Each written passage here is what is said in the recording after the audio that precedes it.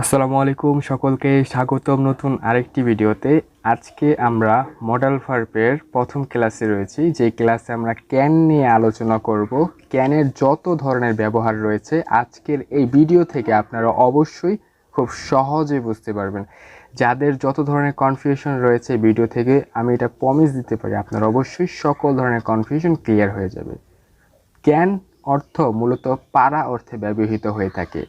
ক্যানের বিভিন্ন ধরনের নিয়ম রয়েছে, তার মধ্যে প্রথম যে নিয়মটা সবচেয়ে বেশি ব্যবহৃত হয়ে থাকে সেটা হলো ক্যান কোনো কিছু করার শক্তি, সামর্থ্য, ক্ষমতা বা সুযোগ প্রকাশ করতে ক্যান ব্যবহৃত হয়ে থাকে।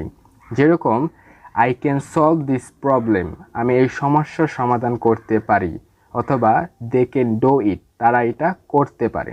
এটা হলো এক নাম্বার নিয়ম।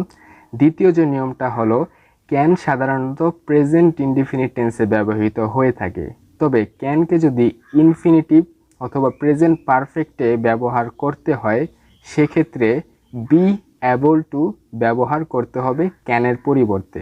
যেমন I have to able to solve this problem, আমাকে এই সমস্যার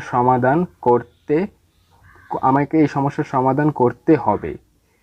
এবং 3 নম্বর নিয়মটি হলো ফিউচার টেন্সে ক্যানের ব্যবহার করতে হলে ক্যানের পরিবর্তে উইল বি অ্যাবল টু ব্যবহার করতে হবে।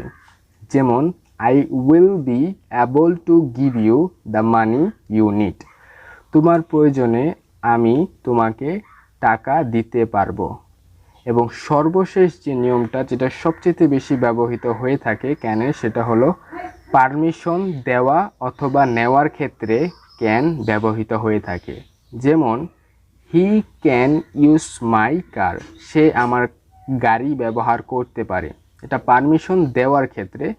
এবং can I read your news paper, আমি কি তোমার সংবাদপত্র পড়তে পারি, এটা পারমিশন নেওয়ার ক্ষেত্রে।